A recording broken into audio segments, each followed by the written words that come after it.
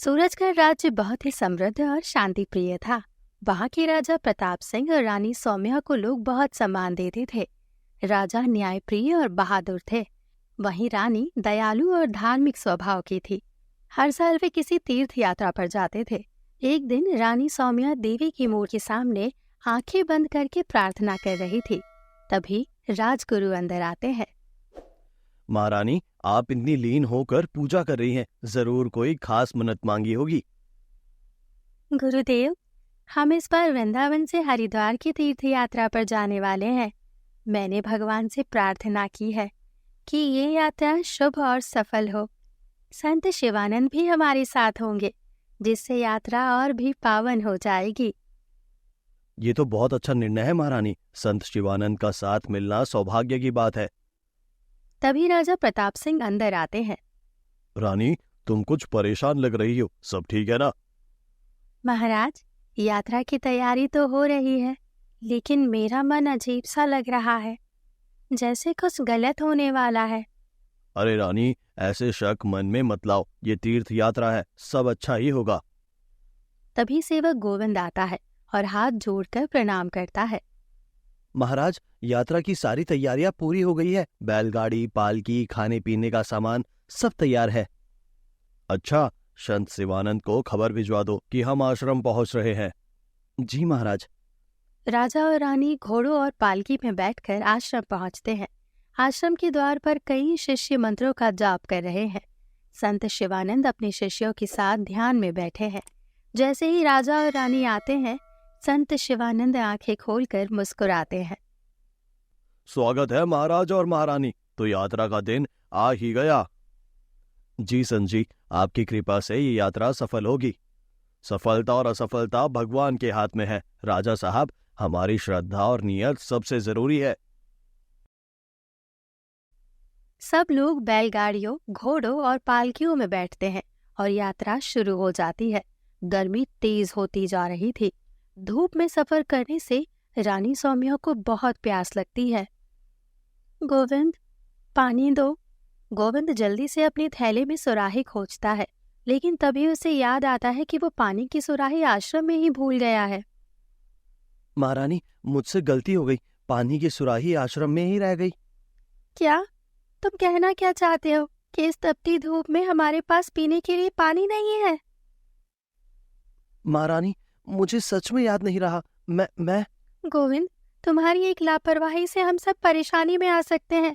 अगर हमें कुछ हो जाता तो तुम सोच भी सकते हो, बिना पानी के इस तपती धूप में यात्रा करना कितनी मुश्किल होगी। गोविंद हाथ जोड़कर रानी के सामने झुक जाता है। मुझे माफ कर दीजिए महारानी, ये मेरी गलती है।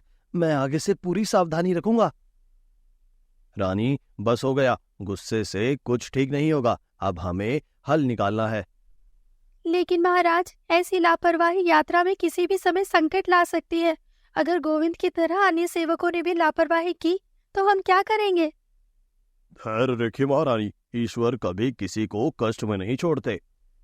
थोड़ी देर बाद काफिला एक छोटे से गांव में पहुंचता है। गांव बहुत साधारण था, लेकिन वहां के लोग अच्छे और दयालु लग रहे थे। तभी एक बूढ़ी औरत रानी के पास आई। उसके हाथ में एक तांबे का लोटा था, जिसमें ठंडा पानी था। बेटिया, पानी लो, तुम्हें प्यास लगी है ना? रानी सौम्या ने कांपते हाथों से लोटा लिया और जल्दी से पानी पिया। पानी पीते ही उन्हें अद्भुत ताजगी महसूस हुई। उनका शरीर हल्का लगने लगा। माँ, ये पानी तो अमृत जैसा है। तुम कौन हो? बूढ़ी औरत मुस्कुराई, लेकिन कुछ नहीं बोला। आपने हमें बड़ी मुश्किल से बचाया माँ। क्या हम आपका नाम जान सकते हैं? लेकिन जैसे ही राजा और रानी ने नजर घुमाई, बूढ़ी भीड़ में कहीं गायब हो चुकी थी।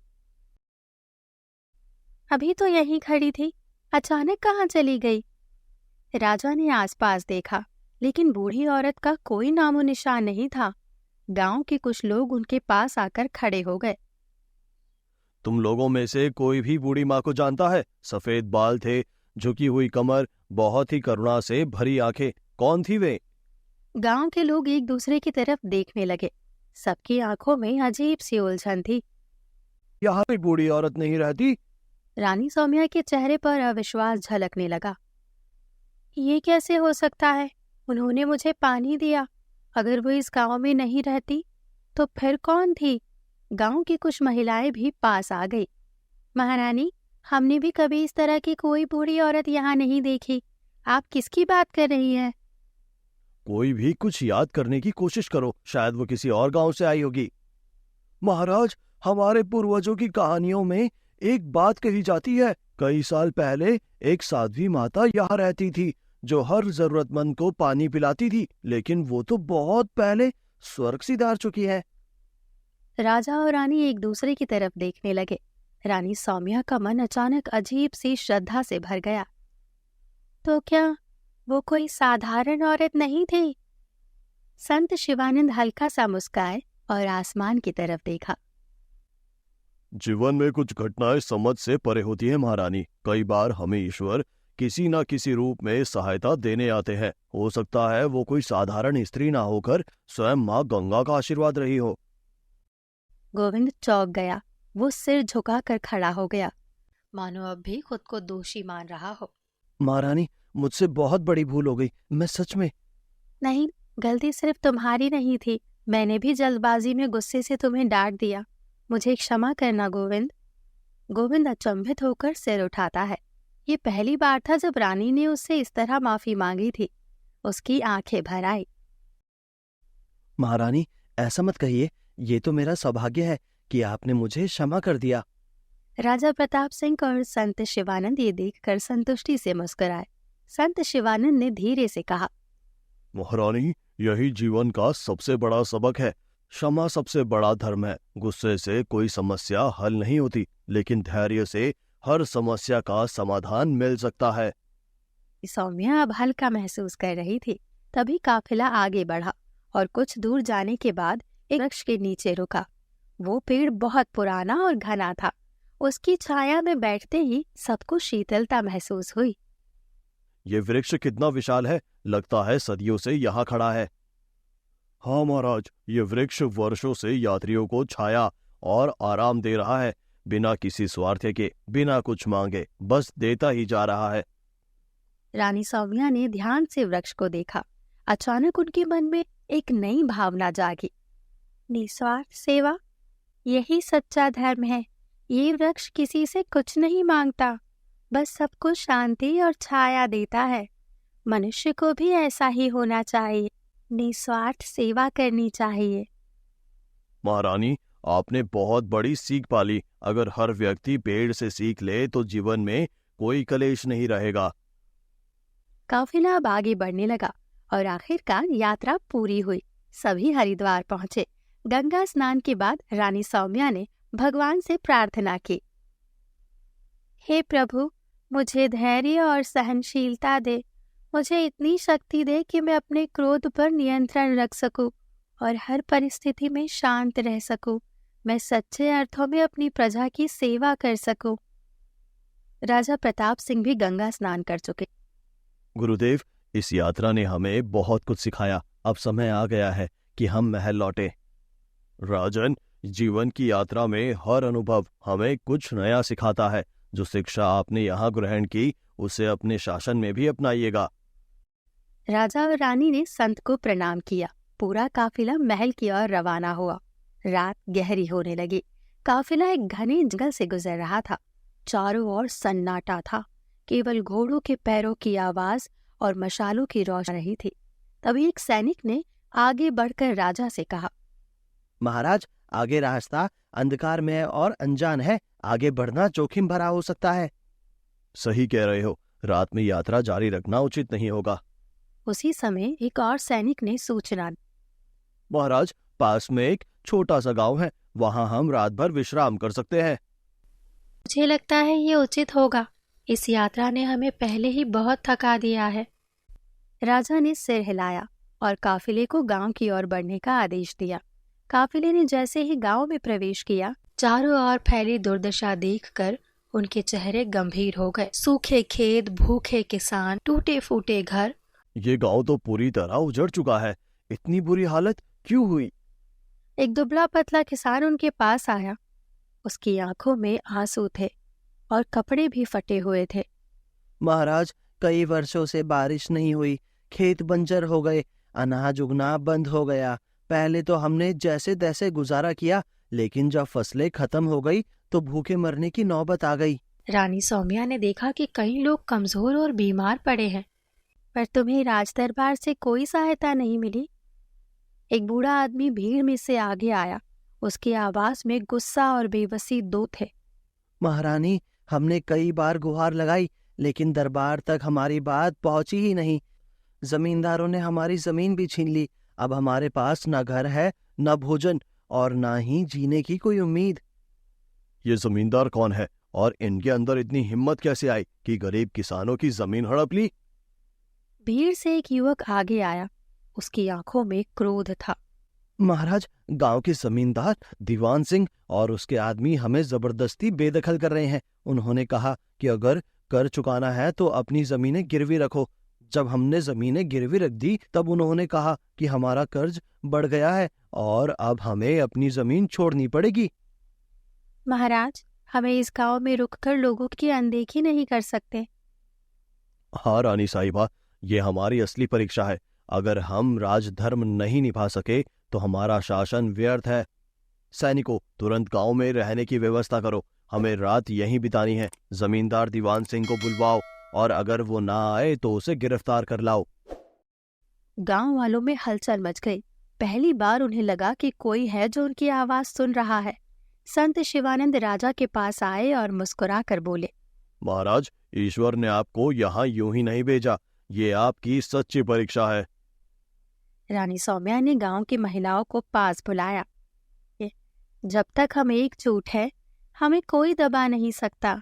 मैं आप सबकी मदद के लिए यहाँ हूँ। हमें मिलकर इस संकट का सामना करना होगा। महाराज, जमींदार दीवान सिंह गांव के बाहर अपनी हवेली में है, लेकिन उसने आने से इनकार कर दिया। अगर वो नहीं आएगा तो हमें खुद जाना होगा, लेकिन रात बहुत हो चुकी है। अब और आगे बढ़ना उचित नहीं होगा। हम यहीं विश्राम करते हैं। बाकी का फैसला सुबह करेंगे। सही कह रहे हैं महाराज, सबको आराम की जरूरत है। सुबह होते ही हम आगे की योजना बनाएंगे। राजा ने सैनिकों को आदेश दिया कि वो सभी के ठहरने की व्यवस्था करे। अपने अपने स्थानों पर आराम करने लगे, लेकिन राजा और रानी के मन में अभी भी अगले दिन की चिंताएं घूम रही थी। अगले दिन रानी सौम्या गांव की बदहाली देखकर परेशान हो गई। चारों ओर भूख, गरीबी और निराशा का माहौल था। उनकी आंखों में करुणा झलक आई। ये कैसी स्थिति है? हम राजमहल में सुख सुविधाओं में रहते हैं और यहाँ हमारी प्रजा भूख से तड़प रही है। गांव की महिलाओं की आंखों में आंसू थे। रानी ने अपने गहने उतारने शुरू कर दिए। इन आभूषणों का क्या उपयोग? हमारी बहनों और उनके बच्चे भूख से बेहाल हैं। इसे बेचकर अनाज खरीदा जाए। गांव की महिलाओं ने रानी के इस त्याग को देखकर आश्चर्य और सम्मान से उन्हें निहारा। महारानी, आपने हमारी चिंता की। हमें इससे बड़ा कुछ नहीं चाहिए। आपको आशीर्वाद दे। हमारे सैनिक पास के जंगलों से लकड़ियां और खाने योग्य चीजें इकट्ठा करें। आसपास के गांव से भी सहायता मंगवाई जाए। ये गांव अब अकेला नहीं रहेगा। कुछ देर बाद संत शिवानंद राजा के पास आए। राजन, ये सहायता आवश्यक थी, लेकिन ये स्थायी समाधान नहीं। जब तक गांव आत्मनिर्भर नहीं बनेगा तब तक ये समस्या बनी रहेगी। आप सत्य कहते हैं गुरुदेव। हमें कुछ ऐसा करना होगा जिससे ये गांव भविष्य में कभी इस दशा में ना आए। राजा ने गांव वालों को एकत्र किया और उनसे सीधा संवाद किया। हम यहाँ सिर्फ खाना देने नहीं आए, बल्कि ये सुनिश्चित करने आए हैं कि तुम कभी भूखे ना रहो। क्या तुम सब मेहनत करने के लिए तैयार हो? हाँ महाराज, हमें बस सही दिशा और सहायता चाहिए। हम इस गांव में तालाब खुदवाएंगे जिससे जल की समस्या हमेशा के लिए समाप्त हो जाए। इससे खेती संभव होगी और जीवन आसान बनेगा।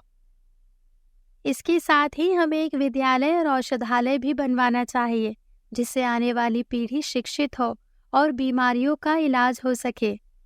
महाराज, महारानी, आपने हमारे लिए जो किया वो हमारे माता पिता ने भी नहीं किया। हम आपके जीवन भर ऋणी रहेंगे। तभी वहां जमींदार दीवान सिंह आ जाता है। चेहरे पर घमंड और आंखों में क्रोध लिए। महाराज, आप क्या कर रहे हैं? ये जमीन मेरी है और मैं इसे इन किसानों को नहीं दे सकता। ये जमीन तुम्हारी नहीं, इन किसानों की है। तुमने इनसे जबरन छीनी है। राज्य में अन्याय सहन नहीं किया जाएगा। अगर तुमने जमीन इन्हें वापस नहीं की तो तुम्हें इस राज्य से बेदखल किया जाएगा। दीवान सिंह के चेहरे का रंग उड़ जाता है। वो हड़बड़ा कर बोला, महाराज, मुझसे गलती हो गई, कृपया क्षमा करें। मैं ऐसा फिर कभी नहीं करूंगा। अब क्षमा मांगने का समय बीत चुका है। सैनिकों, इसे गिरफ्तार कर कारागार में डाल दो। सैनिक तुरंत आगे बढ़ते हैं। दीवान सिंह के हाथ पकड़कर उसे खींचते हुए ले जाते हैं। गांव वाले ये देख खुशी से जयकारे लगाने लगते हैं। अगले कुछ महीनों में गांव में तालाब खुदवाया गया, स्कूल और औषधालय बनाए गए और गांव फिर से समृद्ध होने लगा। संत शिवानंद ने राजा रानी को आशीर्वाद दिया। राजन, ये भक्ति का सच्चा स्वरूप है। निस्वार्थ सेवा ही सबसे बड़ी पूजा है। राजा रानी ने संत को प्रणाम किया। जब वे अपने महल लौटे तो उन्हें लगा कि उन्हें सबसे बड़ा वरदान मिल चुका था, प्रजा की दुआएं और संतोष।